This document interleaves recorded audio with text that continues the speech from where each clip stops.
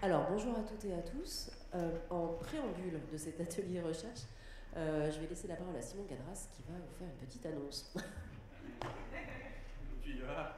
Bonjour tout le monde, donc Simon Gadras de l'Université Lyon 2. Je voulais dire un mot parce que cet atelier et puis le suivant, les ateliers recherche, sont organisés par le groupe d'études et de recherche journalisme, le GER Journalisme, qui est un collectif que donc, je représente ici, qui rassemble à ce jour 73 scientifiques dont les recherches portent sur le journalisme, les médias, l'information d'actualité, qui s'est constitué là récemment et qui prend la suite d'autres collectifs de recherche qui ont existé depuis la fin des années 1990 et qui se donne pour mission de fédérer les recherches sur ces thématiques-là, de favoriser des dynamiques collectives et aussi de construire des espaces de valorisation et d'échange, notamment avec les professionnels, autour de ces questions-là. Et donc, ces ateliers recherche que nous organisons aux Assises s'inscrivent dans cette logique-là, de créer un espace d'échange entre chercheurs, avec des chercheurs et avec des professionnels et des personnes intéressées par ces thématiques-là. Donc il y a ce premier atelier ce matin, la première moitié de matinée, qu'on appelle entre nous l'atelier historique, qui propose un regard historique en lien avec les thématiques des assises, et puis un deuxième atelier tout à l'heure, deuxième moitié de matinée, je pense que c'est dans cette salle aussi, si je ne dis pas de bêtises.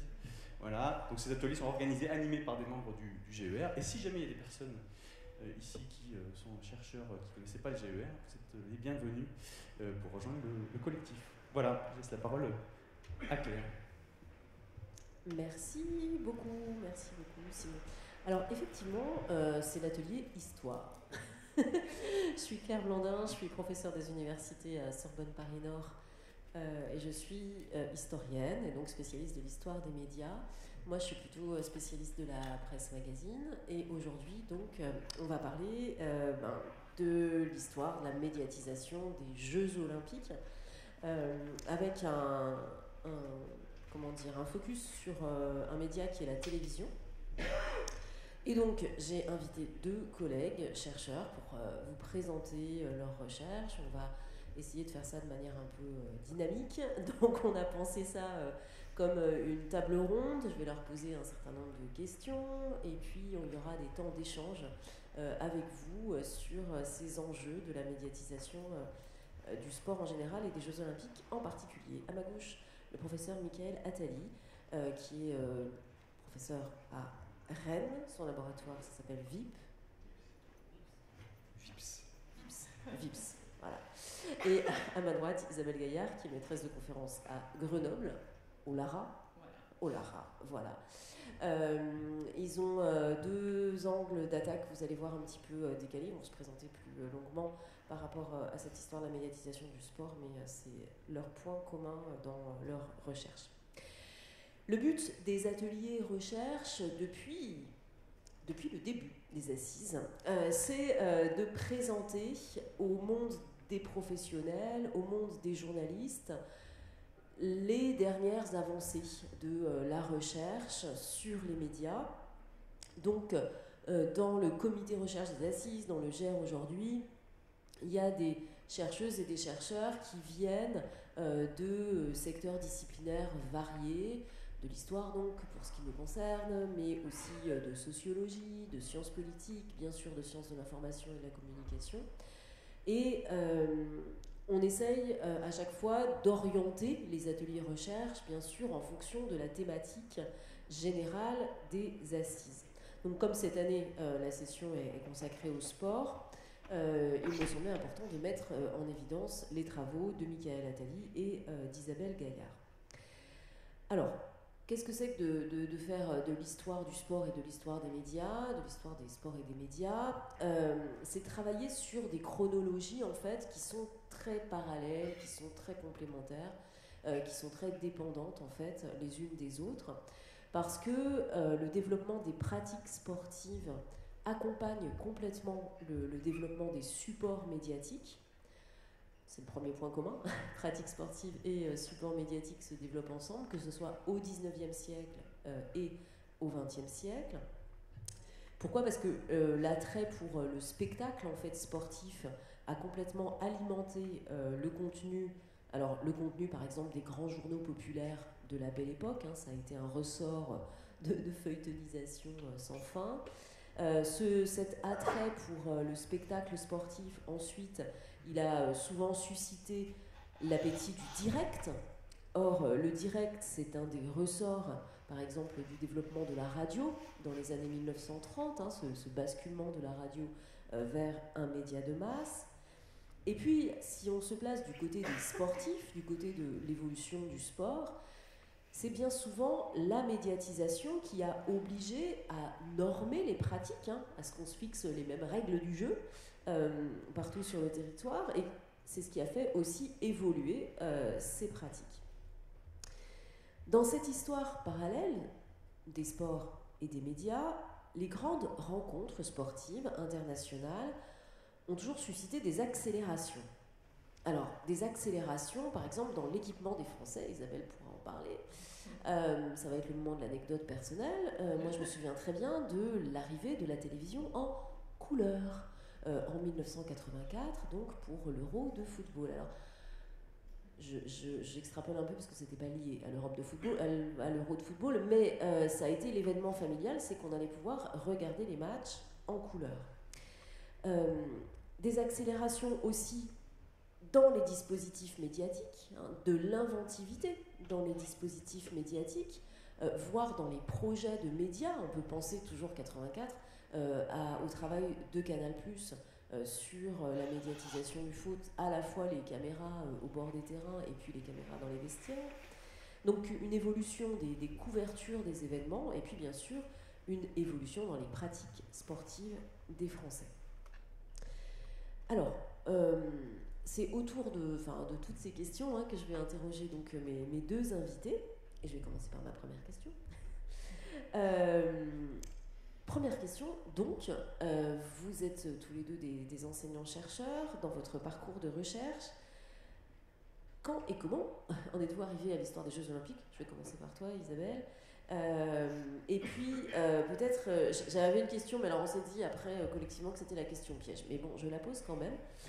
Quels sont les laboratoires en France qui travaillent sur la médiatisation du sport? Isabelle Gaillard pour commencer. Alors, dans mon parcours de recherche, je suis assez naturellement arrivée aux Jeux Olympiques et plus spécifiquement aux événements sportifs parce que j'ai fait ma thèse sur la télévision comme objet de consommation, plus spécifiquement sur le marché des téléviseurs en France des années 50 aux années 80. Donc, s'interroger sur le marché des téléviseurs, ça voulait dire à quel moment est-ce qu'on vend des téléviseurs et dans quelle mesure il y a des choses qui font vendre les téléviseurs. Donc évidemment, assez rapidement, on se rend compte que les événements sportifs font vendre les téléviseurs dès les années 50. La radio-télévision française se sert des événements sportifs pour vendre des téléviseurs, pour promouvoir la télévision. Et en interrogeant des industriels qui fabriquaient des téléviseurs, ils m'ont dit de toutes les façons, il y a un lien très fort entre les années paires et la hausse des ventes de téléviseurs, puisque voilà, toutes les années paires, alors c'est pas seulement les Jeux Olympiques, mais c'est aussi les Jeux Olympiques, toutes les années paires, les ventes de téléviseurs augmentent très fortement. Donc évidemment, j'ai été amenée à travailler sur ce lien entre sport et télévision, entre événements sportifs et télévision et vente de téléviseurs. Alors paradoxalement, les Jeux Olympiques de Grenoble devaient servir au lancement de la télévision couleur, puisque voilà, en 68, sauf que des impératifs politiques ont fait que la télévision couleur a été lancée sur les ondes de la télévision française en 1967, plus précisément le 1er octobre 1967, pour faire écho à la Révolution russe et à la célébration de la Révolution russe. Donc finalement, les Jeux Olympiques n'ont pas eu le rôle qu'ils auraient dû avoir pour le lancement de la télévision couleur. Il me semble que dans le cas des Jeux Olympiques d'Albertville en 1992, par contre là, ça a été l'occasion de lancer la télévision haute définition. Et puis par la suite, je suis arrivée aussi aux Jeux Olympiques plus précisément dans le cadre d'une collaboration franco-brésilienne au sein d'un projet international qui s'intitule Patrimoine, Images, Médias et Identité, qui fait le pont entre la France et le Brésil. Et en 2016, j'étais dans un colloque à Belo Horizonte et je devais travailler avec une collègue brésilienne, sémiologue, autour du genre promotionnel. Et il se trouve que 2016, c'était l'année des Jeux Olympiques de Rio. Donc j'avais proposé une intervention sur les Jeux Olympiques de Rio en me demandant dans quelle mesure, voilà, à travers un genre spécifique qui était les interprogrammes, on pouvait éventuellement vendre des chaînes par les Jeux Olympiques. Donc là, ce qui m'avait intéressé, c'était effectivement de voir comment, à travers les interprogrammes, les chaînes se vendaient en mobilisant les Jeux Olympiques de Rio, et par chaîne, j'avais plus spécifiquement travaillé sur France 2 et sur Canal+. Et puis, par la suite, j'ai été appelée par Michael Attali, avec lequel j'avais collaboré dans le cadre du Freskina sur le tourisme en montagne, pour commenter des archives audiovisuelles de l'INA, et qui m'a convié à un colloque en octobre 2023 sur justement aussi la médiatisation et la spectacularisation des Jeux Olympiques. Et là, j'ai reversé les perspectives pour me demander dans quelle mesure la télévision se mettait au service de l'olympisme. Merci beaucoup. Est-ce que tu peux définir ce que c'est un interprogramme? Alors, un interprogramme, c'est ce qu'on appelle une bande-annonce. Hein. C'est les bandes-annonces des télévisions, c'est-à-dire elles vendent leurs programmes. Hein.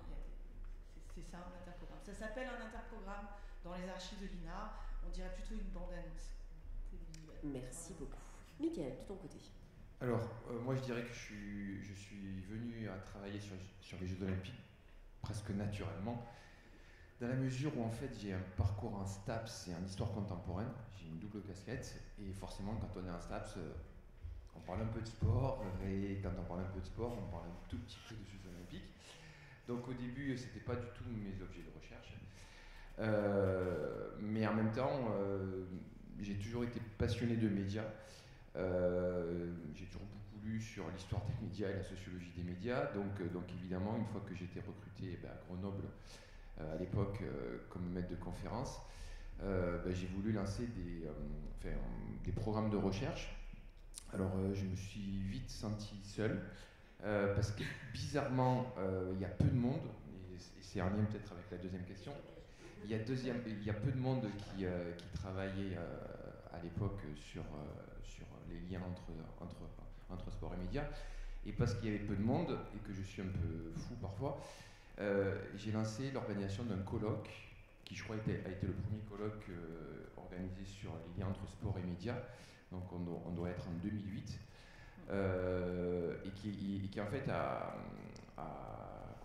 permis à la fois de réunir l'ensemble des chercheurs et des collègues qui avaient eu un intérêt au cours de leur parcours, alors même parfois très réduit, sur cette question de la place du sport dans les médias, et sur la manière dont les médias aussi s'étaient structurés pour certains autour de la médiatisation du sport. Alors il se trouve que dans ce colloque, on a vu beaucoup de monde, hein, beaucoup de communication. On a publié les actes en 2010. D'ailleurs, souvent les collègues me disent que c'est des actes qui sont bien pratiques pour caler des objets sur une bibliothèque. C'est un gros pavé. Alors ils sont aussi très pratiques pour faire des cours, parce qu'on y voit vraiment la diversité du paysage de la recherche. Enfin, c'est extrêmement abondant, mais c'est un très beau livre. Et dans la foulée, en fait, il y a un collectif qui s'était monté à peu près au même moment, autour d'une analyse exhaustive des Jeux Olympiques de 1924 à Paris, qui avait été pilotée à l'époque par un collègue qui s'appelle Thierry Terré, qui est depuis devenu recteur. Et donc là, il avait réuni, on devait être une bonne vingtaine de chercheurs, donc des gens qui se connaissaient déjà, qui avaient déjà pas mal travaillé entre eux. Et pendant un an, en fait, on a écumé les centres d'archives. On est resté 15 jours à temps plein à Lausanne, au CIO. Quand on connaît le CIO, ils sont même allés jusqu'à nous ouvrir les portes des archives. C'est Fort Knox un peu le CIO, hein. Ils sont très, voilà. Donc là, ils en avaient marre de nous voir tous les jours, donc ils nous disent allez, c'est bon, c'est porte ouverte pour vous. Donc on a recueilli des centaines et des centaines de données. Et moi, il se trouve que j'étais chargé de tout le volet médiatique des Jeux de 1924. Donc évidemment, ça m'a permis de continuer à creuser le sillon. Donc forcément, à partir de ce moment-là, c'est vrai que l'olympisme a fait l'objet un peu a fait partie de mes objets centraux de recherche. Ensuite, voilà, il y a eu pas mal de projets, à la fois collectifs ou individuels, qui ont été mis en place. Et aujourd'hui, effectivement, dans la dynamique des Jeux de 2024, il y a pas mal de choses qui ont été faites, pas mal de projets. Alors Isabelle a fait référence à un collectif qui s'est monté aussi, alors plutôt sur Paris, qui depuis 3-4 ans, avec l'aide de la CASDEN, organise à la fois des colloques, des expositions, des publications autour de l'histoire des Jeux et systématiquement avec l'éclairage du rôle et de la place des médias. Donc voilà un petit peu le parcours et le chemin que j'ai pu suivre pour m'intéresser à l'olympisme. Quant à la deuxième question piège, les labos qui travaillent sur la médiatisation du sport, alors dans mon labo on est un certain nombre à travailler là-dessus. À ma connaissance, mais je suis très prudent, il n'y a pas de labo qui travaille en tant que tel sur la médiatisation du sport. Par contre, il y a beaucoup de collègues, alors c'est plutôt des individualités qui sont évidemment dans des laboratoires de recherche et qui travaillent mais sur ces sujets-là, mais il n'y a pas de, comment dire, on ne peut pas dire qu'il y a des labos explicitement identifiés sur cette question-là.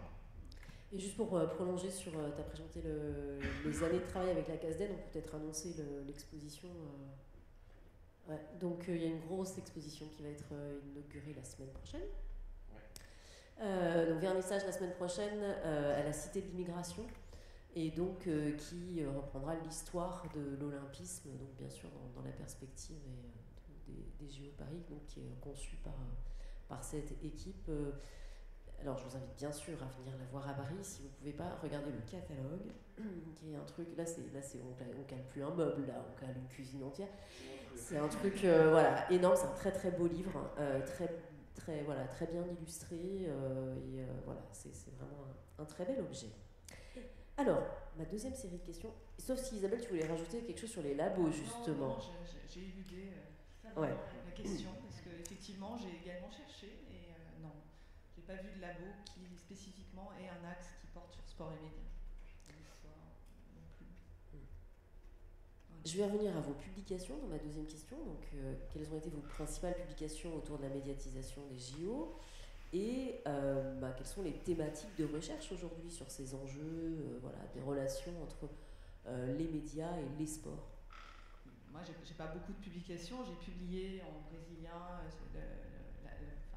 l'intervention que j'avais faite sur les JO de Rio. Après, j'ai pas eu d'autres publications en dehors de ma thèse. Ma thèse partait pas spécifiquement sur la médiatisation du sport. Après, qu'est-ce qui se fait maintenant sur le sport et les médias? Moi, c'est vrai, quand j'avais commencé à travailler sur ma thèse, j'ai été frappée par le faible nombre d'éléments, de publications sur les relations entre sport et télévision. Et puis, j'ai vu, grâce à Michael, à ce colloque à Grenoble en 2008, que ça s'était beaucoup enrichi à la fin des années 2000. Mais en regardant effectivement là aujourd'hui, qu'est-ce que j'ai vu? J'ai vu qu'on s'intéressait maintenant aux minorités LGBTQI+, et puis qu'on explorait un petit peu de nouveaux médias. En particulier, j'ai vu qu'il y avait une thèse qui portait sur les médias de club, et puis une thèse qui porte enfin, j'allais dire, parce que je trouve que là, pour le coup, il y a toujours un média qui est un peu oublié quand même en matière de relations entre sport et médias, c'est la radio. Une thèse en cours sur les voix du sport et la mise en onde du spectacle footballistique. Mais finalement, je trouve qu'il n'y a pas tant de choses que ça sur le sport et les médias.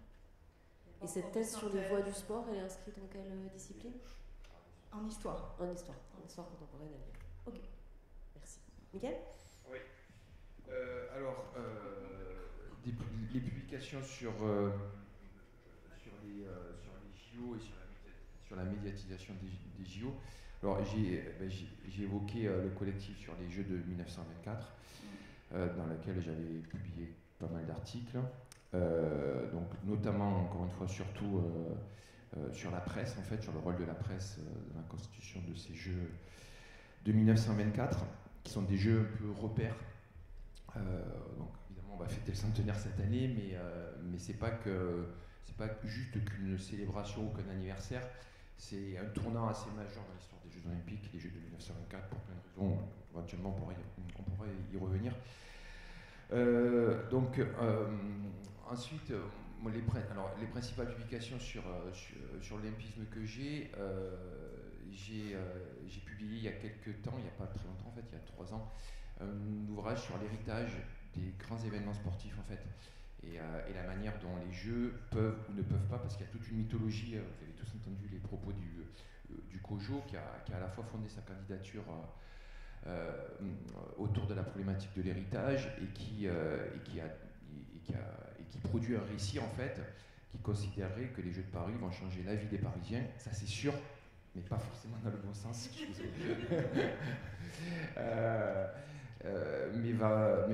Mais vont changer la vie des Français parce que mais ce serait un dynamiteur de l'activité physique, ce serait un levier d'aménagement des territoires, ce serait beaucoup de choses en fait. Et donc j'avais réuni quelques collègues autour de cette question de l'héritage des grands événements sportifs, parce qu'il y a quand même une grosse littérature internationale sur le sujet. Jusque-là, il n'y avait aucun Français qui avait vraiment travaillé sur ces questions-là pour justement interroger le rôle social des Jeux Olympiques, parce que nous, on travaille vraiment sur l'héritage social et culturel, pas sur l'héritage économique, ce qu'on appelle plutôt l'héritage intangible. Ensuite, le fameux catalogue que tu évoquais, qui pèse 1,8 kg, on a pesé, donc, qui nous a demandé aussi pas mal de travail. Alors, c'est complètement dans l'actualité puisqu'il sort mardi prochain. Et ça, c'est rigolo parce que c'est à la suite de questions que j'ai eues depuis plusieurs années de la part de plusieurs journalistes, en fait, qui m'interrogeaient souvent sur pourquoi tel sport et pas tel autre sport au jeu, comment ça se passe, etc. etc. Et là aussi, il n'y avait pas beaucoup de travaux qui avaient été menés. Et donc on sort un ouvrage sur l'histoire des sports olympiques, en fait. En gros, l'idée, c'était à la fois de comprendre un petit peu comment s'est constitué le programme des Jeux Olympiques, avec une série d'inflexions. Et là, pour le coup, on s'aperçoit que les médias jouent un rôle central, surtout dans la 3e phase de l'olympisme, en gros des années 80 à nos jours. Et également, on s'interrogeait sur le processus d'olympisation des sports, en fait. En gros, pour la faire simple, en quoi le fait d'être olympique modifie le sport ou les sports en question, dans les modalités de pratique, dans leur organisation, dans leur structuration institutionnelle, et également en quoi l'olympisme a bougé les lignes, justement, par l'entrée de nouveaux sports, en fait. Il n'y en a pas tant que ça. Donc ça, c'est un élément qui m'a beaucoup occupé. Et le dernier élément que je voulais souligner, c'est que il vous a pas échappé que depuis quelques années, on parle beaucoup d'une personnalité à juste titre qui s'appelle Alice Millian, qui serait celle ou qui est celle qui s'est levée contre Pierre de Coubertin, hein, notamment dans les années 20, qui refusait que les femmes puissent participer ou avoir une place significative au sein des Jeux Olympiques et qui a créé les Jeux féminins en 1919. Et ça, c'est quelque chose évidemment qui m'a intéressé. Moi, j'ai pas travaillé sur Alice Millian, c'est d'autres collègues. Et dans le cadre d'autres recherches, je suis tombé sur une figure que l'histoire a oubliée, que la mémoire collective a oubliée, qui s'appelle Monique Berlux. Je ne sais pas si ça vous dit quelque chose, ça vous dit rien. Et pourtant, ça a été la dirigeante et dirigeant confondus, hein, la plus puissante du monde pendant 15 ans, en fait. C'est la seule femme à ce jour qui a été directrice du Comité international olympique entre 1969 et 1985. Et il se trouve que ça a été une journaliste. Donc forcément, il y a des passerelles assez intéressantes à mettre en place.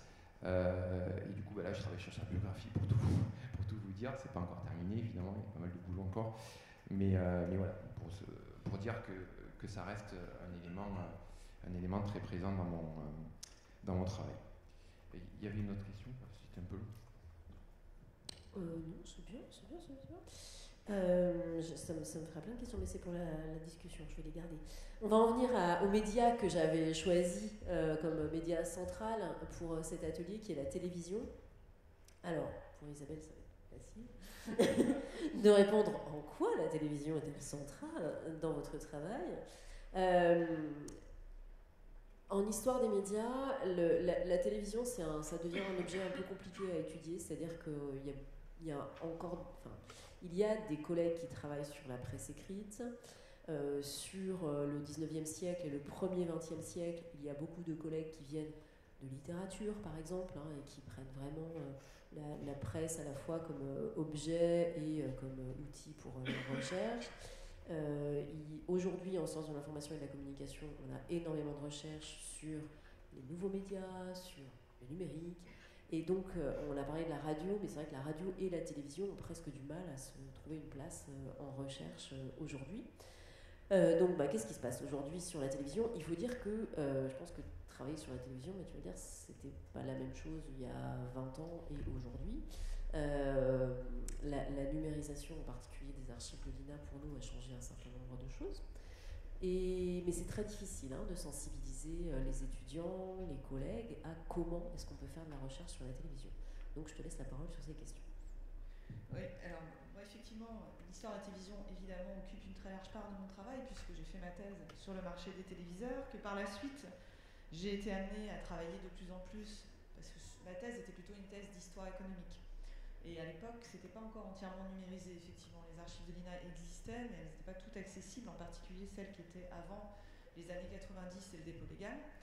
Donc, j'ai pas tout de suite eu accès aux archives audiovisuelles, mais à Grenoble, quand j'ai été nommée à Grenoble, j'ai été en contact avec une collègue qui travaillait aussi sur les archives audiovisuelles, et j'ai été amenée à travailler sur les archives audiovisuelles, à enseigner l'histoire des médias, et du coup, à participer à un programme de recherche qui s'est d'abord intitulé franco-brésilien, qui s'est d'abord intitulé Patrimoine, Images, Médias, Identité, et qui est devenu quelque chose d'un peu plus large, qui s'appelle maintenant AMI, Archives, Médias, Images et Société, que je porte désormais. Avant j'étais simplement participante, maintenant je le porte. Et ce programme de recherche interroge, en partenariat justement avec l'INA, la question des usages, des réusages des archives audiovisuelles, en particulier effectivement dans le contexte de l'essor du numérique, mais pas seulement. Parce que, pourquoi avec le Brésil? Parce que nous, on a l'immense chance, en tant qu'historien et chercheur sur les médias en général, d'ailleurs, d'avoir l'INA, qui commence à avoir quand même un certain nombre de difficultés aussi maintenant à assumer comme elle le voudrait sa mission patrimoniale, mais bon, ça c'est autre chose.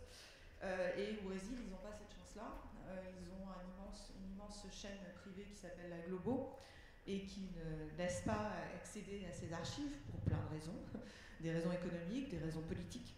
Et donc ils se sont toujours trouvés en difficulté pour accéder à ces archives, et c'est ce qui a fait naître cette réflexion sur l'accès aux archives audiovisuelles pour pouvoir, parce que c'est majoritairement au Brésil des gens qui sont en sciences de l'information et de la communication, pour pouvoir travailler effectivement plus précisément sur la télévision. Et là, c'est ce qu'on fait donc, au sein d'AMI. On interroge ces usages, ces réusages d'archives en partenariat avec l'INA. On questionne aussi les outils qui doivent nous permettre de pister ces archives. Donc la question de l'intelligence artificielle, évidemment, au sein du lab de l'INA, les outils de transcription de reconnaissance faciale. Et puis aussi, on interroge aussi, parce que c'est vrai qu'en regardant ce qui était fait aussi sur sport et médias, alors peut-être que dans les sciences de l'information et de la communication, on s'intéresse beaucoup au numérique maintenant, mais j'ai pas trouvé beaucoup de choses qui portent sur le lien entre sport et médias, qui utilisent le web ou ce genre. J'ai pas trouvé grand-chose là-dessus, ou tout ce qui touche aux réseaux sociaux. C'est vrai, quand on travaille dans le cadre d'AMI, on se rend compte que l'accès aux archives des plateformes, aux archives des réseaux sociaux, ça c'est un problème pour les chercheurs, et je pense que là aussi, il y aurait des choses à faire de ce côté-là. Donc effectivement, la place de l'histoire de la télévision dans mon travail, elle est majeure, et les outils, les méthodes de travail ont évolué en lien notamment avec ce programme qui porte sur les usages et les réusages des archives audiovisuelles. Merci. Et toi, Mickaël, tu regardes la télévision? Oui, je regarde un petit peu la télévision, de moins en moins en ce moment, parce que je trouve que... voilà. Alors la télévision, effectivement, mais c'est aussi quelque chose qui m'a quand même... qui m'interroge encore beaucoup, tant la télévision que la radio, qui est si peu de travaux qui ont été menés. C'est quand même assez dingue. Mais je pense que c'est aussi lié à la dimension très chronophage en fait, du travail engagé, et parfois la difficulté à circonscrire des objets un petit peu plus réduits. Alors il se trouve que j'encadre un doctorant qui j'espère va terminer incessamment sous peu sa thèse sur la diffusion des grands événements sportifs à la télé entre 49 et 74. Donc voilà, avec toutes les difficultés que peut avoir un doctorant sur ce type de sujet. Et à titre personnel, moi, et on en revient en fait au jeu, justement en m'intéressant à la question de l'olympisation des sports,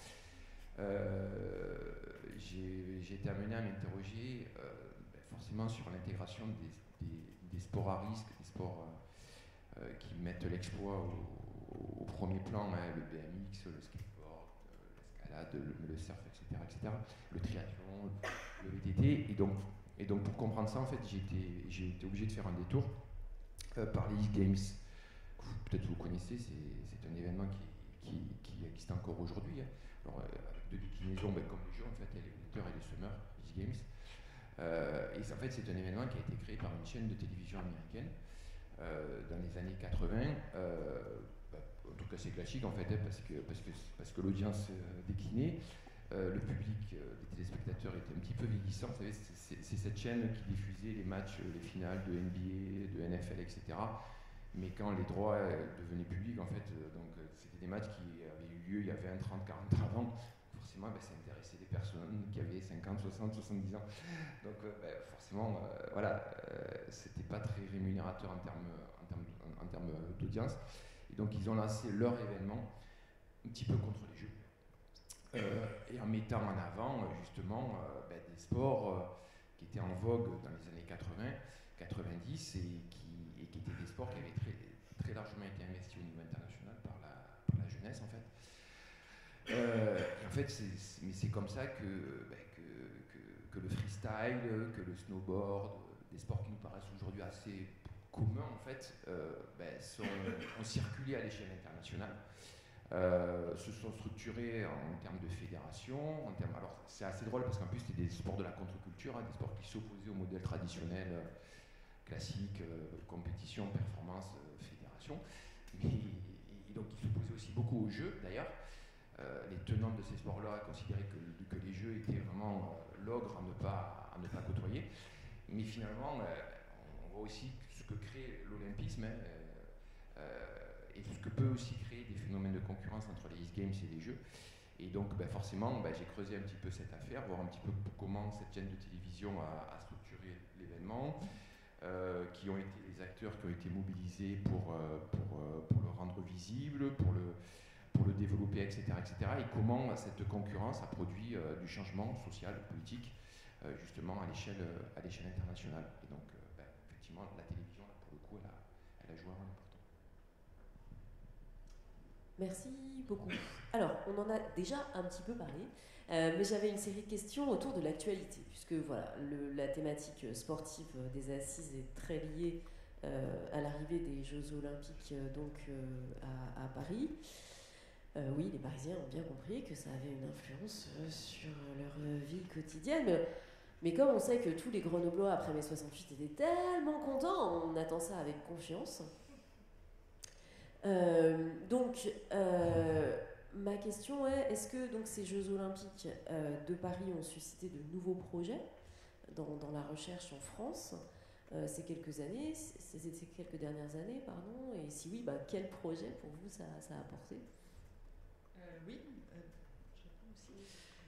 Moi, j'ai été amenée donc, à travailler sur ça à la télévision, mais comme je suis aussi historienne de l'économie, j'ai été aussi amenée à travailler sur l'histoire du sport et sur l'histoire de la distribution d'articles de sport, du commerce d'articles de sport. Et c'est pour cette raison que j'ai été amenée on m'a proposé de participer depuis 2022 justement à un réseau thématique pluridisciplinaire qui s'appelle Sport et Société, qui est plutôt côté STAPS, effectivement, mais qui est coordonné par Sylvain Ferrez et qui veut utiliser effectivement les Jeux Olympiques de 2024 à Paris pour en fait promouvoir les sciences humaines et sociales dans le sport et donc montrer aux dirigeants, au pouvoir public en particulier, dans le cadre justement de l'héritage de ces Jeux Olympiques, que les recherches en matière d'histoire du sport peuvent apporter beaucoup. Sont autant d'outils finalement pour répondre à un certain nombre d'enjeux politiques, sociétaux en matière d'héritage des Jeux et plus largement en matière matière de décision publique en matière de sport. Et donc il y a déjà de ce réseau un ouvrage collectif qui est sorti qui s'appelle Le sport, un objet social, qui a été publié en 2023. Donc effectivement, les Jeux Olympiques sont utilisés comme un terrain pour promouvoir aussi les STAPS et plus largement les recherches en histoire, en sociologie, etc., en matière d'histoire du sport, pour montrer que les sciences humaines et sociales ont quelque chose à dire et à apporter à tous en matière sport, en matière de contenu. Merci beaucoup. Donc toi, Mickaël, pour le coup, on a compris, c'est riche. Ouais, c'est riche. Alors, j'ai évoqué tout à l'heure l'exposition qui tourne en France à Sport, Histoire et Citoyenneté, qui est portée par la CHAC, qui je trouve a permis de visibiliser aussi les travaux. Et d'ailleurs, les options qu'on a prises pour cette expo ont été justement de mettre en avant, non pas des grands noms du sport, parce que ça ne nous intéresse pas beaucoup en fait. Enfin, je ne dis pas qu'ils ne sont pas intéressants, mais ça disait pas beaucoup de choses en fait. Et nous, on a l'option qui a été prise, c'était justement de monter une exposition autour des oubliés de l'olympisme et d'interroger justement les processus mémoriels, les processus de marginalisation. Il y a des noms qui ont disparu de la mémoire collective, pourtant de gens qui ont performé au plus haut niveau. Justement, essayer de comprendre pourquoi cet oubli. Et donc, forcément, ça nous a conduit à interroger aussi les questions de migration, les questions de genre, pas mal de choses. Alors, ce qui a été vertueux, parce qu'il y a des aspects vertueux et des aspects qui le sont moins, en fait, je trouve. Ce qui a été vertueux, c'est que justement, ça a permis de mettre en évidence le fait qu'il y avait des travaux qui étaient menés depuis plusieurs décennies, parce que l'histoire du sport en France, elle débute au milieu des années 80. Aux États-Unis, c'est fin des années 60. Donc ça fait quand même 60-70 ans qu'il y a des travaux qui relèvent de l'histoire du sport. Mais forcément, ils sont restés longtemps assez confidentiels, pour plein de raisons, pour des questions académiques aussi, parce qu'il faut le dire, l'université au début n'a pas vu forcément d'un très bon œil des universitaires, que ce soit des historiens ou d'autres, s'intéresser à un truc qui ressemblait à un divertissement ou à une agitation. C'était pas très intéressant. Et forcément, là, pour le coup, la fenêtre de tir ouverte par l'histoire culturelle, elle a quand même pas mal joué. Et donc du coup, voilà, mais les jeux aujourd'hui permettent de visibiliser ces travaux. Donc ça, c'est le volet vertueux. Il y a un volet qui est peut-être un petit peu moins vertueux, c'est qu'on a quand même une tendance à une forme d'instrumentalisation aussi. Tu évoquais la question de l'héritage, que je l'évoquais aussi. Je trouve que c'est un très bon exemple. C'est-à-dire que quand le COJO, donc le comité d'organisation des Jeux Olympiques, sollicite des chercheurs, c'est pas pour questionner les chercheurs et que les chercheurs fassent leur boulot, c'est pour confirmer les options qu'ils ont prises. En fait. Et je vous dis, sur l'héritage, c'est flagrant. Moi, j'ai plusieurs expériences de thèses, de projets de thèse qui avaient été ouverts par le COJO, mais en fait, la thèse n'était là que pour dire « waouh, c'est super ce qu'ils font ». Donc, c'est pas une thèse. D'ailleurs, elle ne s'est pas faite, cette thèse. C'est un autre collègue qui avait déposé un dossier qu'il a eu, mais au bout de 6 mois, il a arrêté parce que c'était insupportable. Donc en fait, on voit que les partenaires potentiels n'ont pas compris non plus toujours ce qu'était la recherche, sa fonction. Et là, ça dit aussi beaucoup sur la maturité du mouvement sportif en général et sur la maturité de l'olympisme en particulier, à l'égard de l'intérêt de la recherche et de son rôle dans les transformations diverses et variées. Merci beaucoup. J'ai une dernière petite question et puis on va pouvoir passer ensuite aux discussions. La question, c'était les relations vraiment entre les chercheuses et les chercheurs et le secteur du journalisme et les journalistes. Donc, en fait, nous, du point de vue de l'enseignement supérieur, ça fait partie des éléments qui sont de plus en plus valorisés, mis en avant. Voilà, on est censé faire de la médiation, de la recherche. On est censé présenter dans les médias les dernières publications, les avancées de ce qu'on fait. Concrètement, comment ça se passe? C'est-à-dire, est-ce que vous êtes amené à présenter vos travaux à certains médias, à certains journalistes ou à des étudiants en journalisme? Comment ça se passe et qu'est-ce que vous pouvez en dire? Moi, j'ai pas été beaucoup amenée à présenter mes travaux dans les médias, peut-être une ou deux fois, mais pas énormément. Et puis c'est la première fois là, que je parle devant des journalistes et des étudiants en journalisme, véritablement. Donc effectivement. Mais je crois que l'histoire, tu disais, il y a un mépris pour l'histoire du sport. Pendant longtemps, il y a eu un mépris pour l'histoire des médias et notamment l'histoire de la télévision, qui n'était pas légitime. Hein, quand on fait sport et télévision, autant dire que c'est l'horreur absolue. Et je crois que ça reste encore un peu quand même, hein, cette dimension-là. Et pendant longtemps, il y avait quand même une méfiance des historiens vis-à-vis des médias et de certains médias. C'est en train de disparaître, mais je trouve que quand même, il y a encore une forme de mépris, de se livrer parfois au grand public ou dans les médias. C'est en train de changer. Je trouve qu'on voit de plus en plus d'historiens dans les médias. Oui. Alors, oui, beaucoup de journalistes. Pour tout vous avouer, parfois c'est tous les jours en fait. Et alors c'est le métier de journaliste, je sais bien, hein, mais c'est souvent le matin à 11h pour l'après-midi 14h. On a aussi une vie, on a aussi un métier, pas très très disponible. Parfois ils sont pas très contents qu'on leur réponde pas, mais voilà. Mais en même temps je trouve ça bien, parce que ça montre aussi qu'il y a un intérêt, qu'il y a une curiosité, qu'il y a des choses qui se font. Alors évidemment les demandes sont très hétérogènes. Hein.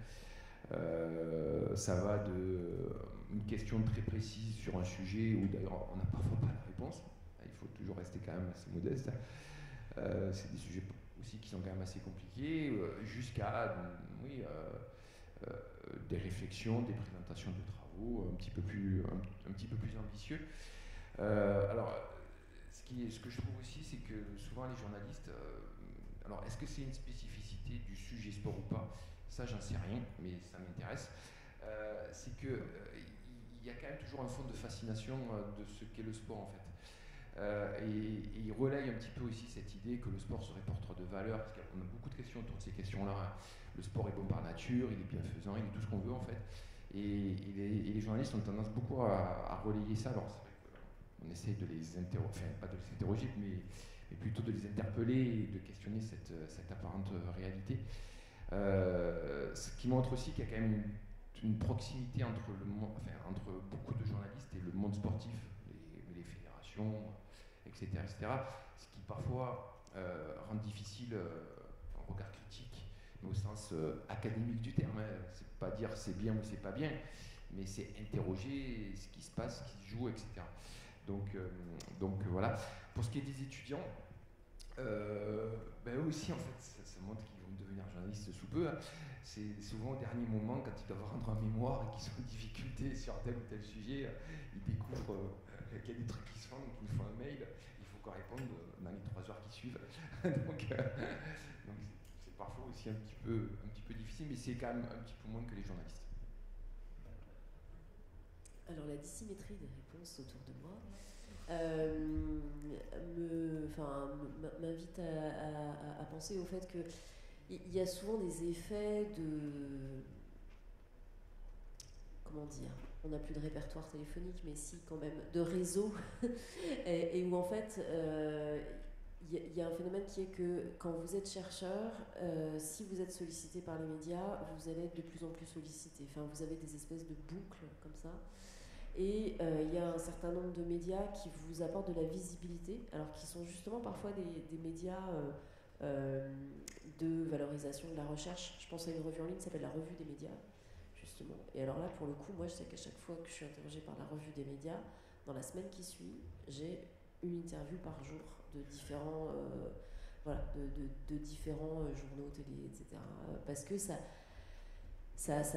donne un biais. Après, il y a un biais de genre, qui est assez important, donc il y a évidemment plus d'experts hommes qui interviennent dans les médias, je pense qu'on peut le dire et le redire, et il y a un certain nombre d'initiatives pour essayer de rééquilibrer les choses. Je vais juste citer les expertes qui est un annuaire donc de femmes chercheuses qui sont elles-mêmes qui se rendent visibles comme pouvant répondre aux questions des journalistes.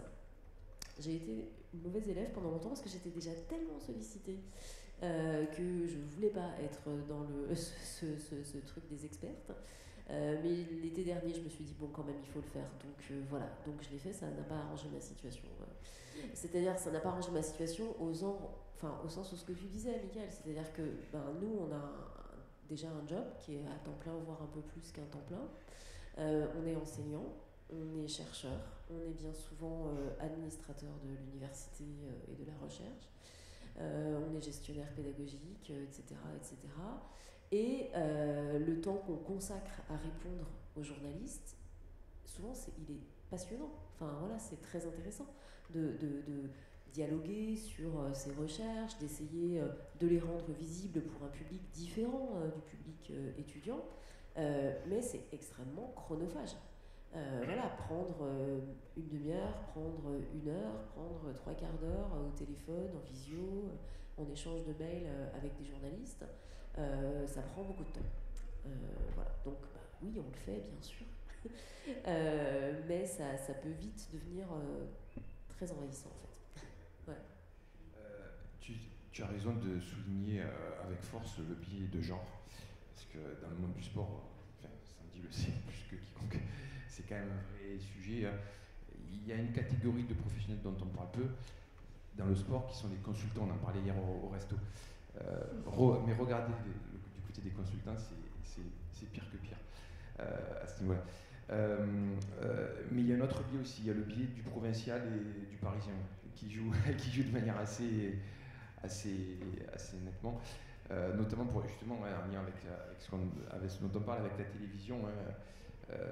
Forcément, les plateaux ils sont sur Paris, ils sont pas en province, et du coup, ça conduit. Alors ça aussi, c'est quand même une tendance assez forte à toujours voir les mêmes têtes à la télé, qui racontent toujours les mêmes choses.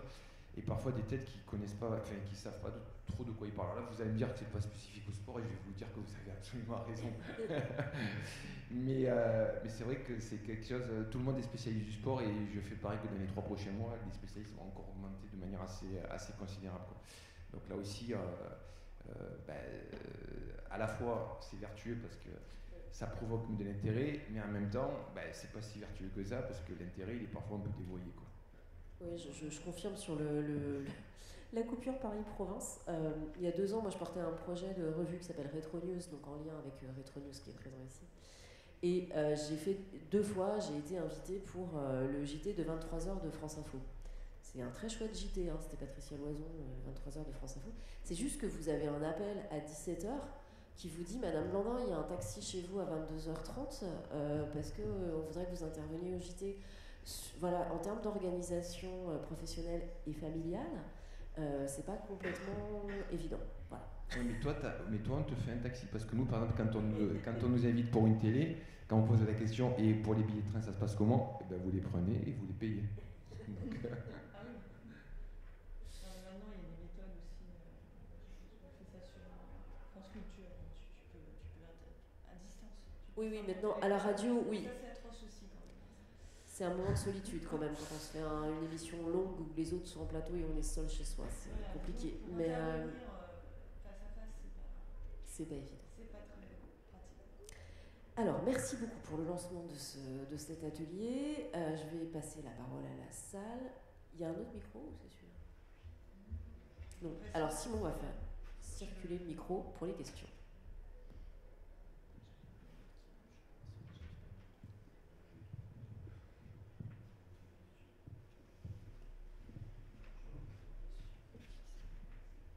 Bonjour, merci pour tout ce que vous avez déjà dit.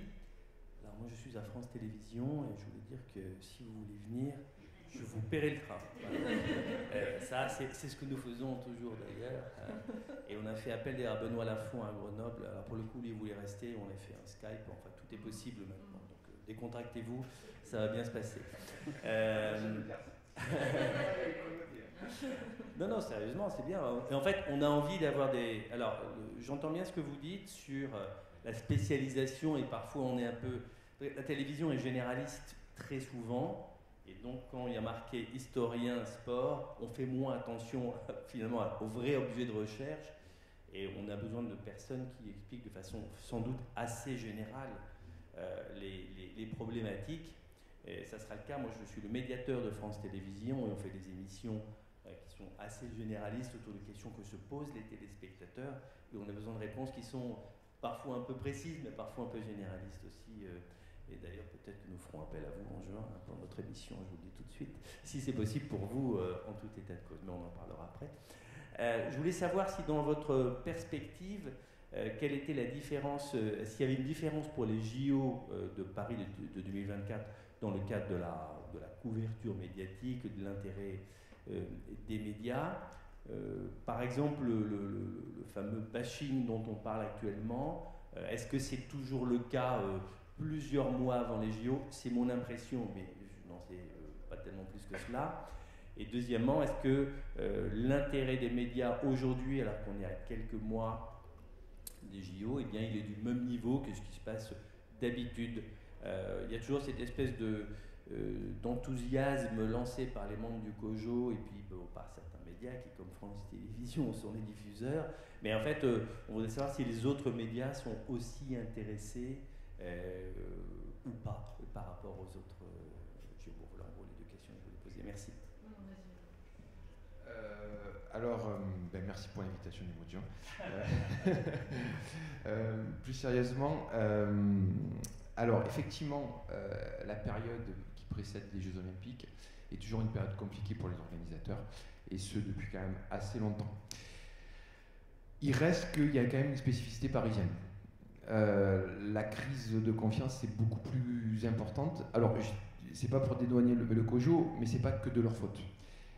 Parce qu'il se trouve que aujourd'hui, et là aussi c'est assez surprenant que personne n'en parle, ou très peu de monde, ça fait quand même une dizaine d'années que l'olympisme vit une crise très profonde.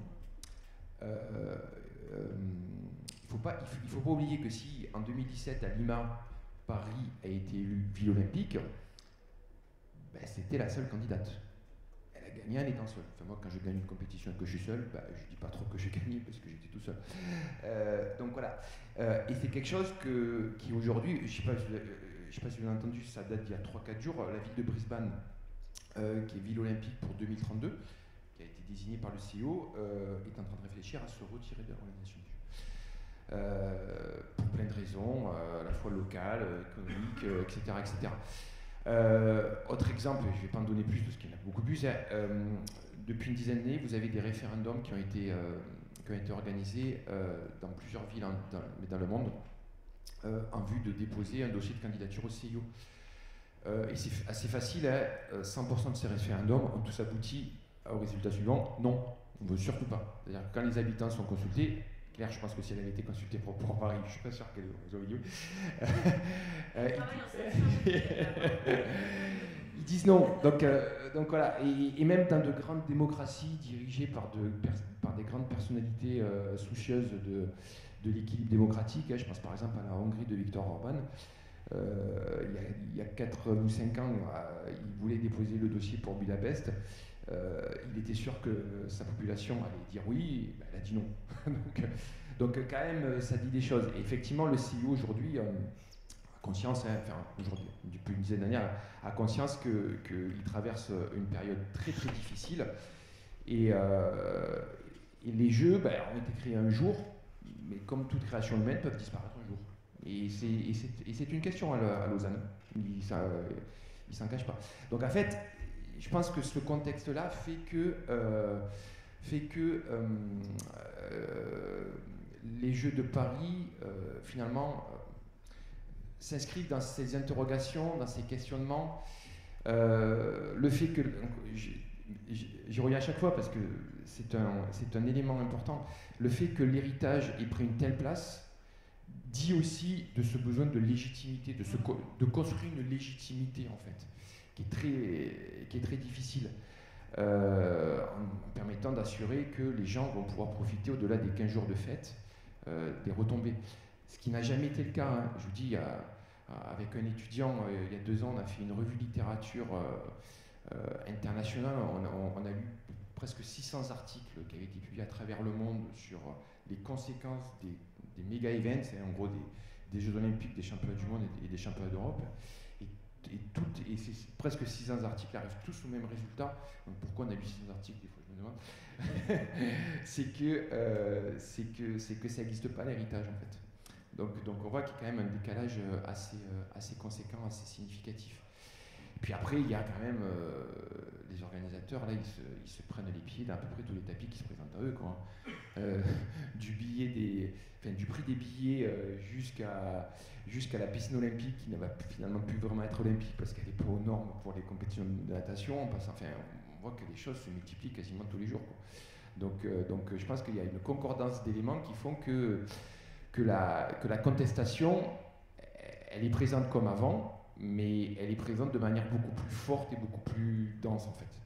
Ouais. Je voulais juste rajouter qu'il y a un économiste qui a travaillé sur les retombées économiques des Jeux, qui s'appelle Vladimir Andreev, et qui a montré que ça coûtait beaucoup plus que ça rapportait, et ça fait un moment qu'il l'a démontré.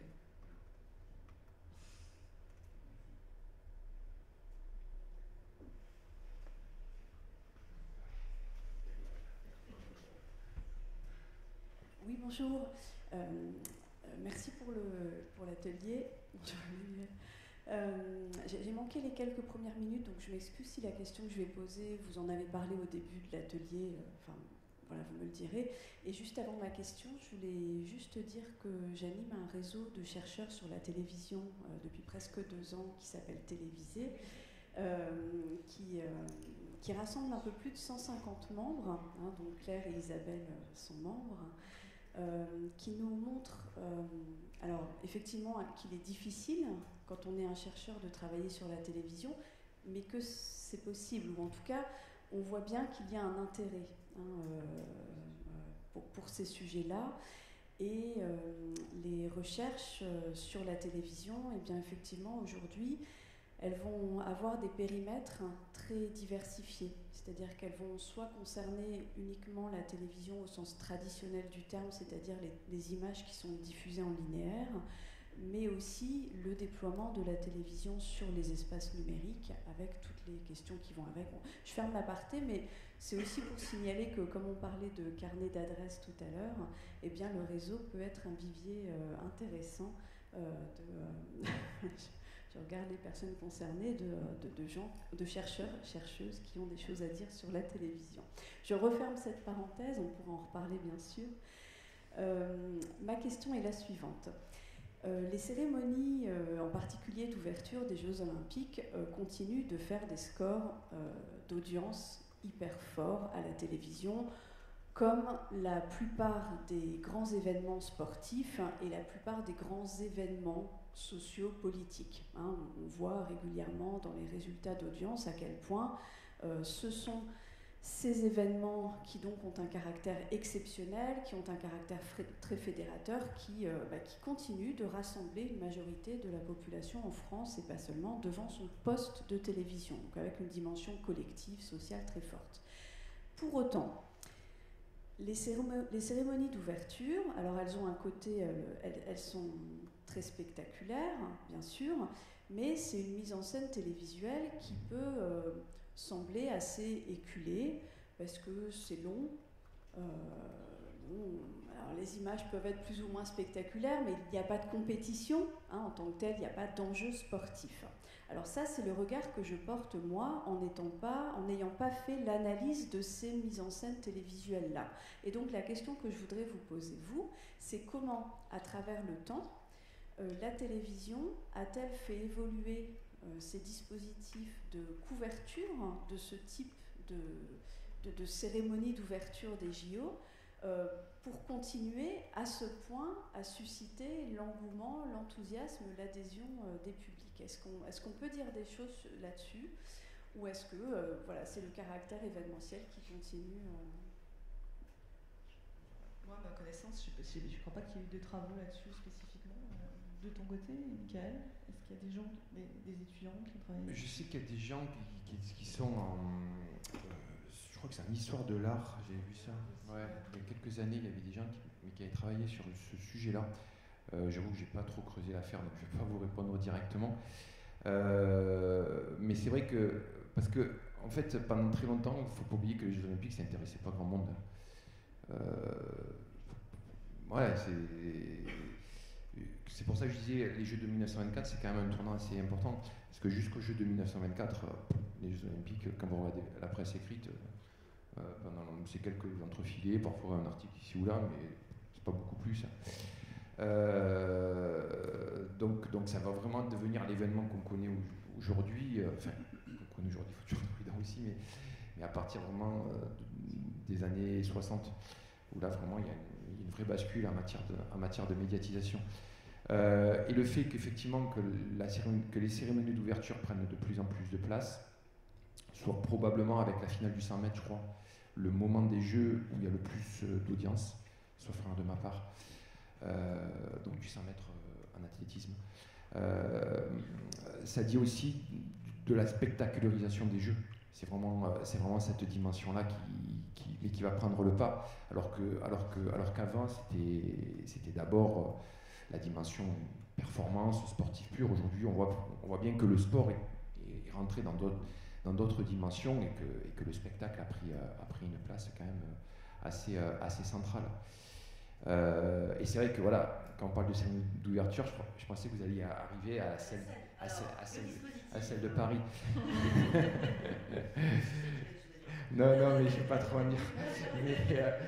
Non, mais voilà. Non, mais c'est un coup de génie, en vrai. C'est la première fois qu'on va avoir une cérémonie d'ouverture qui n'a pas lieu dans une enceinte fermée. Donc c'est quand même quelque chose d'assez fort, hein, un message assez fort qui est envoyé au monde.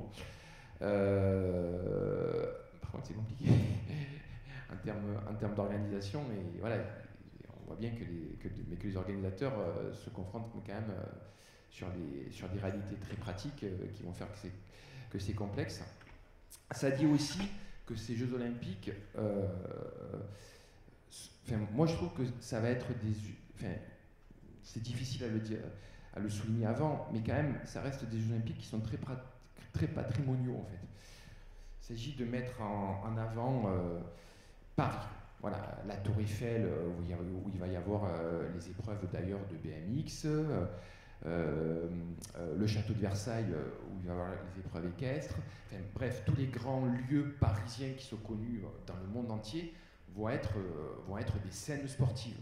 Ça aussi, quand on compare aux éditions précédentes, on l'a beaucoup moins. Effectivement, il y a eu Copacabana aux Jeux de Rio de Janeiro, où vous avez eu les épreuves de triathlon en natation et les épreuves en eau libre, et les épreuves de beach volley aussi.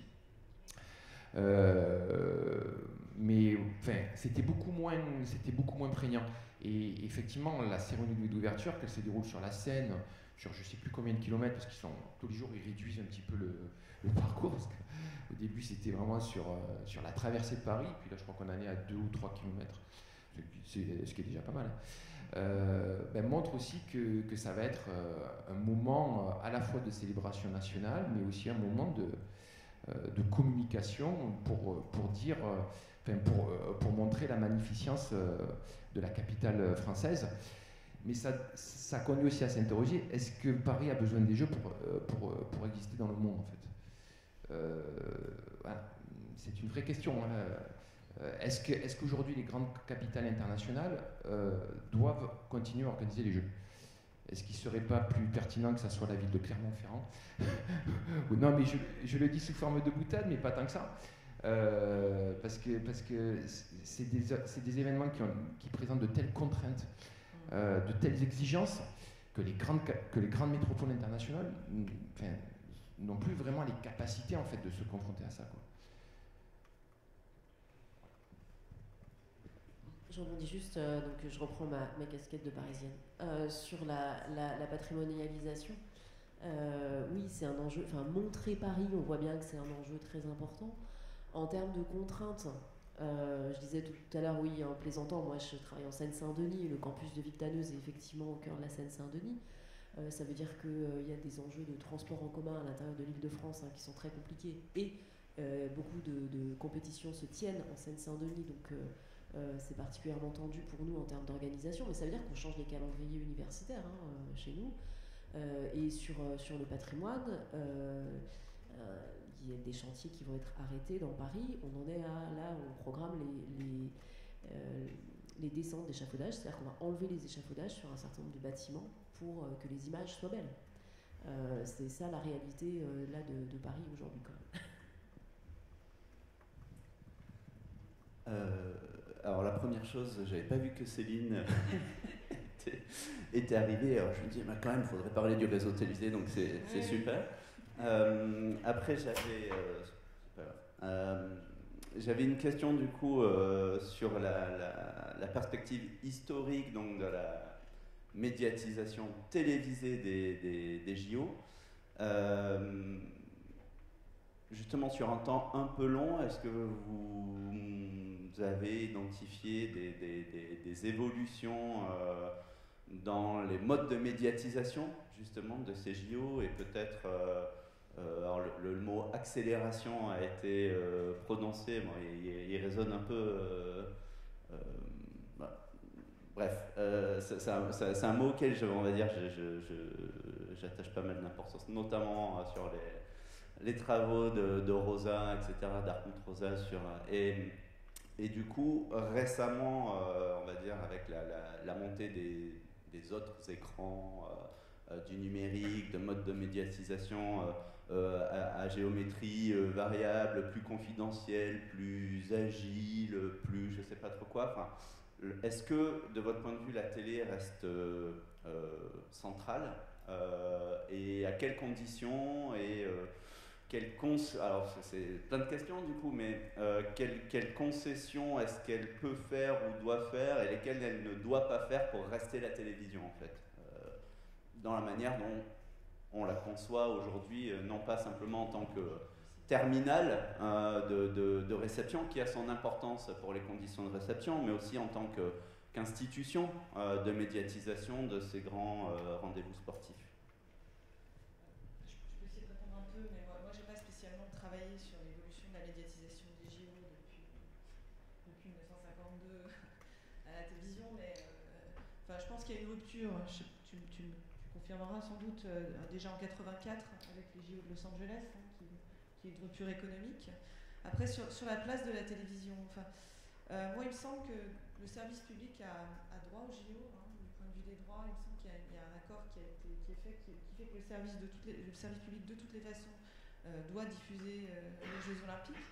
Donc c'est mission service public d'avoir le droit d'accéder aux Jeux Olympiques, sachant que il me semble aussi d'un point de vue pareil économique, c'est pas rentable non plus pour la télévision, en dépit des audiences qu'elle fait. Il me semble que quand j'avais travaillé sur les JO de 2016, Daniel Bilalian était intervenu pour dire que oui, ça faisait beaucoup d'audience, mais que en définitive, par rapport aux droits qui étaient payés et à ce que ça représentait, c'était pas rentable, c'était surtout une question d'image, beaucoup plus qu'une question économique pour le service public, sachant qu'effectivement le service public normalement doit avoir la possibilité de diffuser les Jeux Olympiques. Ça fait partie des missions de service public.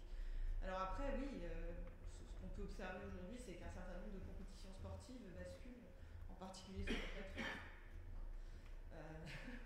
Alors après, quel est le rôle ? Je pense que la télévision a encore ce rôle quand même de rassembleur. Je pense qu'elle a encore ce côté vision collective quand même pour le sport. Mais après, je n'ai pas spécifiquement travaillé là-dessus, mais je pense que oui, un certain nombre d'événements sportifs rassemblent encore autour de la télévision et en dehors des plateformes. Et qu'on va encore les voir dans les bars, je sais pas, les dernières Coupes du Monde de rugby, etc. Donc c'est ça aussi que permet la télévision, je pense.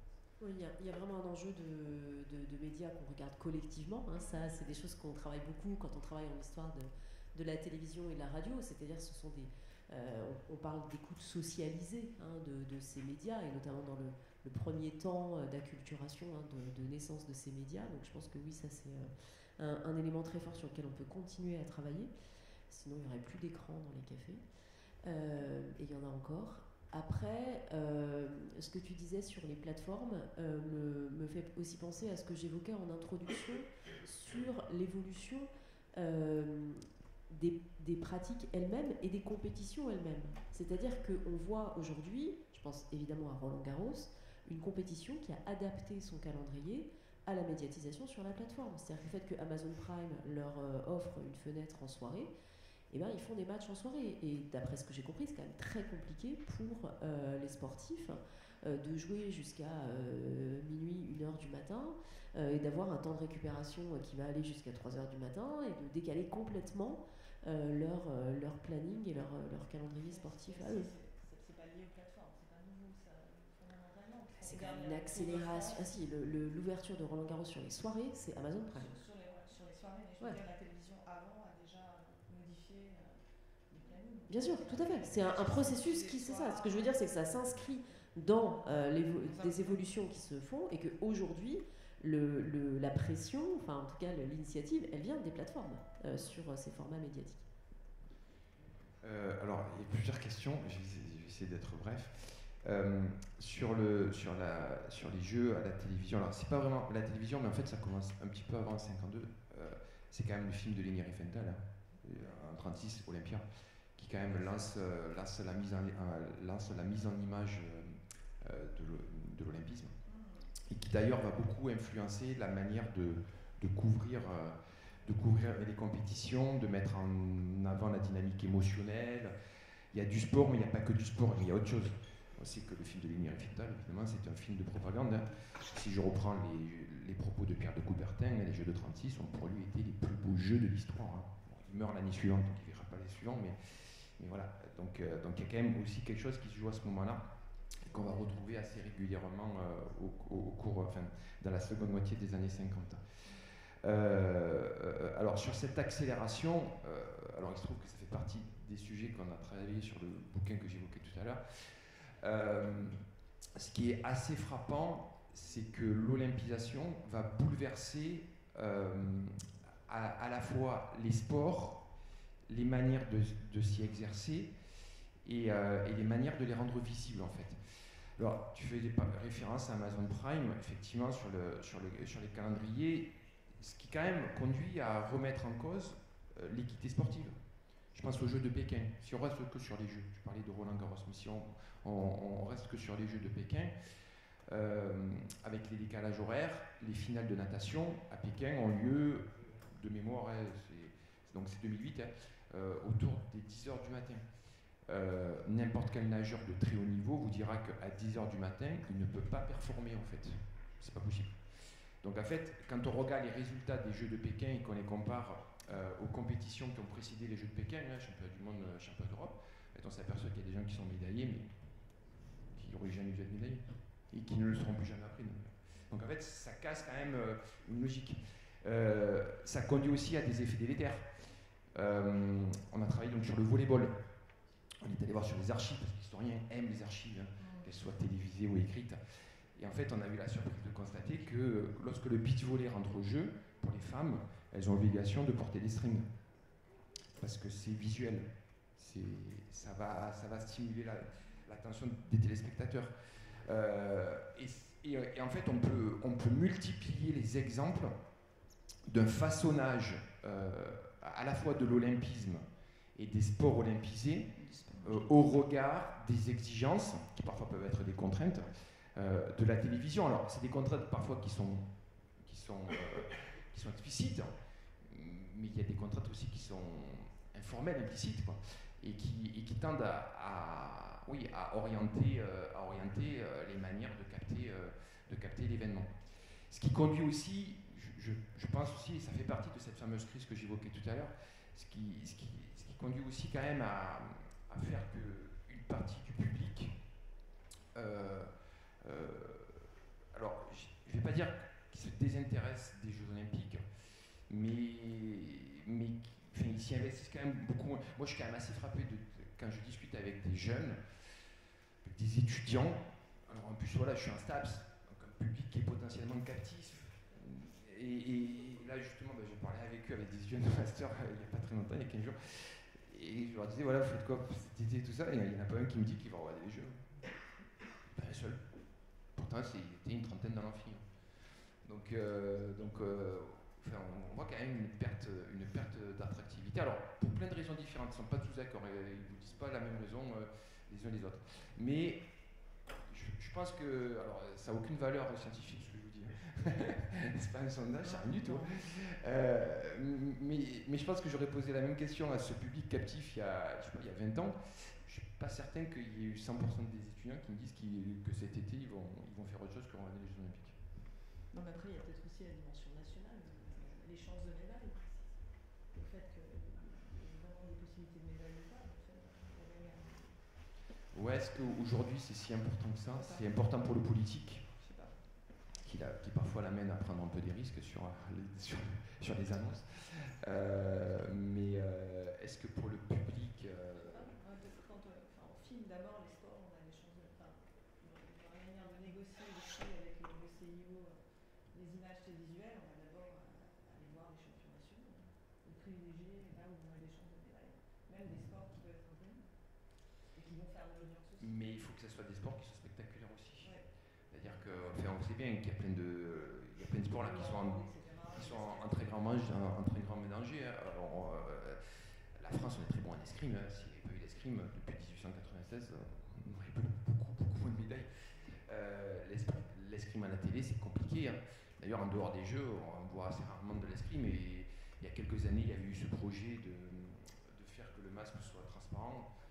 Voilà, pour qu'on voit les émotions, etc. Ça s'est pas fait parce que les escrimeurs n'étaient pas d'accord, parce que justement ça cassait un petit peu la dynamique sportive. La lutte est en grand danger. D'ailleurs, elle avait été retirée puis elle est revenue parce qu'il y a eu un lobbying. La boxe, encore pire parce qu'il y a des magouilles. Enfin voilà, c'est compliqué. Bref, il y a quand même beaucoup de sports qui sont en grand danger. Et souvent, le danger s'explique par le fait que c'est pas suffisamment spectaculaire, encore une fois. C'est pour ça que le BMX rentre au jeu. D'abord le BMX Racing, vous savez, sur la piste là, avec des bosses, et puis après le BMX Freestyle, parce qu'on saute en l'air, on fait des loopings, on fait tout ce qu'on veut, quoi. Donc, est-ce que le BMX est un sport mondial, universel? Parce que c'est quand même le mantra du CIO. Un sport olympique, c'est d'abord un sport universel. Je ne suis pas sûr qu'on pratique beaucoup le BMX en Afrique. Je ne suis pas sûr que le BMX soit central en Asie du Sud-Est. Bref, je ne suis pas certain que le BMX soit un sport universel. D'ailleurs, est-ce que l'escrime est un sport universel? Je ne suis pas non plus certain. Oui, non, c'est pas du tout néant. Donc, non, mais vous voyez, donc on voit que parfois la médiatisation conduit aussi à s'asseoir sur les principes fondateurs de l'olympisme en général et du CIO en particulier. En fait. Je voudrais, pardonnez-moi, juste apporter une précision par rapport à ce que disait Mme Gaillard sur les JO et le service public. On n'a pas le droit absolu. En fait, les Français ont le droit, enfin les Français, oui, ont le droit d'avoir les JO en clair, en direct, gratuit, mais pas France Télévisions. Vous voyez ce que je veux dire? Ça peut être n'importe quelle chaîne de télévision qui pourrait le faire. Il y a eu un accord avec France Télévisions. Enfin, il y a eu. Non, on a payé les droits. Ouais, voilà, on a payé les droits d'une somme totalement délirante. Oui. Il y a quand même, oui, on a payé les droits très chers, mais il me semble qu'il y a eu quand même un accord avec le service public pour que ce soit le service public qui diffuse. Au moment des JO, quand j'ai travaillé sur les JO de 2016, il y avait eu un accord qui avait été mis en place. Pour 2016, je ne sais pas. Pour 2016, je ne sais pas, mais pour 2024, ça coûte extrêmement cher et il a fallu se battre avec les autres. Et on les a achetés en plus à Discovery, qui est une entreprise américaine qui a racheté les droits au CIO. C'est-à-dire qu'il y a un cumul de milliards. Et donc c'est ce que je dis, c'est ce que je dis. Donc 2 milliards. Oui. Et pardon au jeune homme à qui j'ai piqué le micro.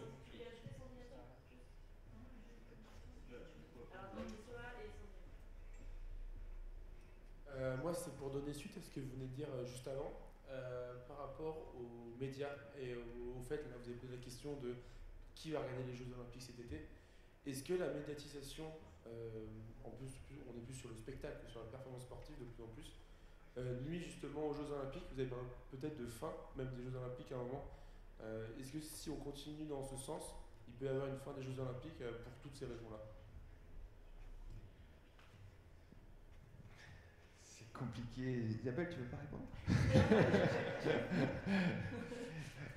Non, mais c'est toujours compliqué d'apporter une réponse à ce type de questions. On peut faire des hypothèses.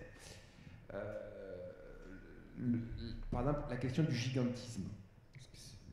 En fait, c'est une question qui se pose au Comité international olympique depuis les Jeux de Munich en 1972. Donc ça fait plus de 50 ans. que cette question se pose. Et pourtant, ça fait 50 ans que le nombre d'athlètes ne fait qu'augmenter. Donc en fait, c'est du gigantisme qui produit du gigantisme, qui lui-même produit encore du gigantisme. Donc à un moment donné, on va atteindre un seuil où les choses ne seront plus possibles. Si on lit cette situation-là, cette difficulté, avec, on n'en a pas parlé, mais quand même la difficulté sécuritaire, hein. Voilà, c'est quand même un sujet assez considérable. Quand on discute avec les uns et les autres, on voit bien que ça devient presque le sujet central de l'organisation de ce type d'événement, en fait. Moins que l'organisation des compétitions ou des épreuves. Mais d'ailleurs, on est à combien? On est à 3 mois des Jeux. On n'en parle pas. On parle pas trop des compétitions. On parle beaucoup des affaires, des difficultés, machin, etc. Mais de l'organisation des compétitions, on parle peu de sport. D'ailleurs, moi je suis assez frappé, je suis allé à Paris il y a 10 jours. Parmi vous, j'imagine qu'il y a beaucoup de Parisiens. Mais pour un provincial qui descend à Clermont-Ferrand, qui se balade dans Paris, j'ai pas l'impression que c'est une ville olympique, en fait. J'étais allé à Londres en 2011, en janvier 2012. Donc c'était 6 mois avant. On comprenait dès la descente de l'avion, en fait, à l'aéroport, qu'on rentrait dans une ville qui allait organiser les Jeux quelques mois plus tard. Là, à Paris, moi j'ai été frappé bon, mis à part si on passe devant l'hôtel de ville, mais à part ça, les Jeux sont quand même pas très très présents. Parce qu'on voit qu'ils sont focalisés quand même, probablement, hein, c'est pas une critique à l'égard des organisateurs, mais je pense qu'ils sont focalisés quand même sur des questions beaucoup plus compliquées. Donc, question sécuritaire, à un moment donné, je pense qu'ils vont buter sur cette question-là. Si par ailleurs, les Jeux intéressent de moins en moins de monde, d'ailleurs, ça aussi on n'en parle pas, hein. Dans certains sports, les Jeux n'intéressent pas beaucoup les sportifs, hein. Alors, en ce moment, on parle beaucoup du foot. Hein, vous avez vu, les clubs, ils ne veulent pas lâcher. Parce que il ne faut pas oublier que dans toutes les compétitions internationales de football, les clubs ont l'obligation de libérer leurs joueurs, sauf pour les Jeux. Parce que les Jeux ne sont pas une compétition de la FIFA. Donc là aussi, il y a des rapports de force économique entre les fédérations internationales. Bref, le monde merveilleux du sport, là, il en prend un coup. Mais ce que je veux dire, c'est que pour beaucoup de sports, gagner un titre olympique, c'est pas très important, en fait, c'est pas le plus beau titre. On nous vend quelque chose. Quand vous discutez avec les handballeurs, alors on est content, nous, on est champions olympiques, double champion olympique chez les hommes et chez les femmes, etc. Mais quand vous discutez avec des handballeurs, ils vous disent tous que le titre le plus difficile à gagner, c'est pas les Jeux olympiques, c'est les championnats d'Europe. Le titre olympique, c'est le titre international le plus facile à gagner pour un handballeur. Enfin, facile, vous m'avez compris. Et c'est le cas dans beaucoup de sports et dans de plus en plus de sports, parce qu'il y a cette question des quotas, il y a cette volonté d'accueillir des personnalités, des sportifs issus de tous les continents si possible et de tous les pays. Donc en fait, les quotas ne sont pas les mêmes si on est français ou si on est rwandais ou si on est bolivien. Donc en fait, ça devient très très compliqué. Et en fait, on a aussi un désengagement des sportifs, hein, en cyclisme. On n'en parle pas aussi. Beaucoup de cyclistes qui participent aux Jeux, pas parce qu'ils sont blessés, hein, parce qu'ils n'ont pas envie en fait. Pour eux, c'est plus important de gagner une étape du Tour de France, une étape, hein, pas de gagner le Tour de France, que de gagner le titre olympique de cyclisme sur route. Hein. Donc voilà, je dis, est-ce que les Jeux sont pérennes définitivement? Moi j'ai tendance à dire, alors peut-être que c'est une pirouette, comme toute invention humaine, elle naît à un moment, elle peut disparaître à un autre moment. Voilà.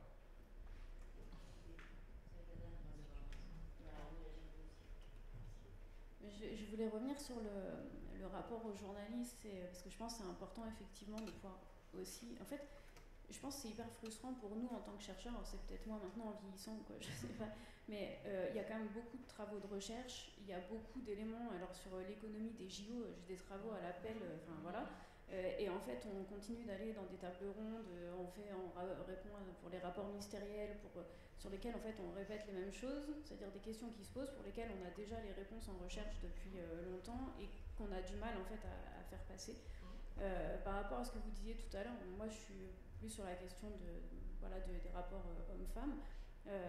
Ce qu'on voit aussi, c'est qu'avoir une perspective critique, ce qui est le cas, pas critique dans le sens de critiquer les JO, mais dans le sens, par exemple, sur l'évolution homme-femme, à chaque fois les journalistes, en fait la question c'est bon, c'est quand même, ça s'améliore. La réponse, c'est qu'en fait, bah non, pas tant que ça pour tout un tas d'éléments qu'on peut montrer, auxquels on va nous répondre, oui, mais il y a quand même un tel qui est une femme qui est là maintenant, et ouais, c'est super, mais en fait, si on regarde les chiffres, et donc le problème, c'est qu'on reprend des archives, on reprend des chiffres, on a des éléments qui sont documentés, et en fait, ce discours a parfois du mal à passer, donc en fait, on est aussi invité en fonction de ce qu'on porte comme message, et donc, résultat, je suis beaucoup plus souvent invitée sur France Culture ou Radio France que sur d'autres médias plus centrés sur le sport, donc en fait, on finit par convaincre des gens, je pense, qui sont déjà aussi... voilà, un peu, en tout cas, orienté sur ces questions-là. Et ça, je pense que c'est un premier point, c'est sur les JO, avoir une approche un peu critique, c'est compliqué, parce que les journalistes se servent aussi de ça, parce que c'est un moment où on se dit, voilà, c'est du sport, ça doit être léger, c'est pas le moment de venir, en gros, parler de ces éléments-là. La deuxième difficulté, je pense qu'on a en tant que chercheur, c'est peut-être, et en vous entendant tout à l'heure, c'est aussi, je pense, c'est une difficulté qu'on a, nous, aussi parce qu'on travaille beaucoup sur des projets de recherche maintenant et qu'on va chercher des financements. Et je pense qu'on essaye de faire de l'interdisciplinarité, mais j'ai l'impression que ça reste difficile. Et nous, on est quand même nombreux à travailler, par exemple en Infocom, sur sport et médias, des chercheurs sur cette question-là, il y en a quand même pas mal. J'ai l'impression que ça reste quand même très Infocom d'un côté, STAPS de l'autre. Pour avoir participé à quelques programmes de recherche, il y a eu des ANR récemment, sauf qu'en fait, on voit qu'on continue de travailler nous-mêmes. Et moi, je sais que je passe beaucoup de temps à leur répondre à des journalistes, mais surtout à répondre à des journalistes qui me contactent en me disant, tu connais pas quelqu'un qui bosse sur tel truc, donc en fait, j'ai l'impression maintenant d'être devenue une sorte d'agence voilà, pour orienter. Et en fait, en faisant ça, je me rends compte moi-même que j'ai découvert plein de travaux sur des thèmes. Et en fait, je pense qu'il y a aussi quand même beaucoup de travaux. Et c'est vrai que sur la télé, je veux dire, on a aussi en Infocom, mais pas forcément avec une perspective historique, mais on a aussi ces travaux-là. Et je pense que c'est difficile pour nous déjà de s'identifier entre nous, et parfois, voilà, parce que ça fonctionne beaucoup sur des projets. Je pense que ça nous empêche aussi de nous structurer. Peut-être c'est à nous aussi de faire ce travail-là. Parce qu'on a déjà du mal à s'identifier nous-mêmes. Alors imaginons pour des journalistes qui globalement vont taper, parce qu'en fait, voilà, ils vont aller taper les thématiques de recherche, ils vont jamais tomber sur nous. En fait, c'est ça aussi et je pense que cette partie-là, voilà, je sais que ça fait un travail en plus à faire pour nous et je le fais pas forcément moi-même, mais je pense que c'est aussi une vraie question, même scientifiquement en fait, de pouvoir travailler plus en interdisciplinarité, parce que j'ai l'impression qu'on fait. En fait, et la question de l'affichage est très importante, c'est pour ça que je posais ma question qui était la question piège du départ sur c'est qui les labos qui travaillent sur sport et médias, parce que oui, bien sûr, il faut qu'on affiche un certain nombre d'axes plus... C'est ça, mais je pense que c'est difficile. Tu vois, par exemple, pour le labo, nous, dans notre labo, on est peut-être 3 à travailler sur sport et médias, mais avec un angle genre. Ouais. Et donc, nous, l'affichage qui a été choisi au labo, c'est genre.